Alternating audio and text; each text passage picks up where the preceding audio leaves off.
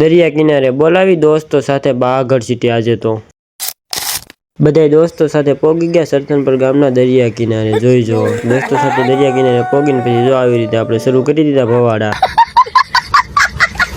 પછી તો નીતેશભાઈનો વારો લઈ લીધો રેલગાડીમાં।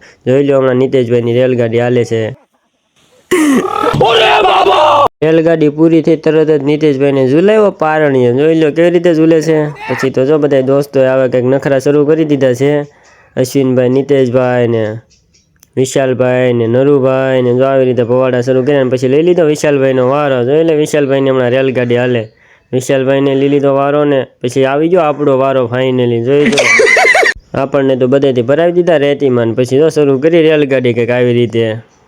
પછી તો અશ્વિનભાઈએ અને નરેશભાઈએ કરી દીધા સ્ટન્ટ શરૂ। જોઈ જો નીતેશભાઈ કે મારે પણ સ્ટન્ટ કરવો પડશે। જોઈ જો કેવી રીતે સ્ટન્ટ। પછી તો લીધો અશ્વિનભાઈનો વારો રેલગાડીમાં। જોઈ જો અશ્વિનભાઈને ફગાવાના હતા પાણીમાં, લઈ ગયા પાણી કાંઠે। પછી આવ્યો નરુભાઈનો વારો। નરુભાઈ તો કોઈના હાથમાં નહોતા રહેતા ને છેલ્લે તો મારા ટાટિયા સોટી ગયા। જોજો કેવી રીતે સોટી ગયા છે।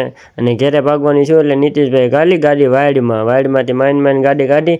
પછી એને થયું લાવો આપણે બાઇક આરે સ્ટન્ટ કરીએ। તો એ પછી જો વિશાલભાઈ કંઈક સમજાવતા હતા તો એ સ્ટન્ટ કરવાનું શરૂ કર્યું। જોઈ લો હમણાં કેવી રીતે એ સ્ટન્ટ કરે છે।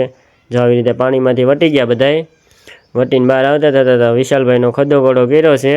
વિશાલભાઈ પાણીમાં હાલી નહોતા એકદમ। પછી જો નીતેશભાઈ આવા કંઈક સ્ટન્ટ શરૂ કર્યા। જોઈ જો કેવી રીતે ગાડી પૈણામાં નાખી છે ને એક નંબર।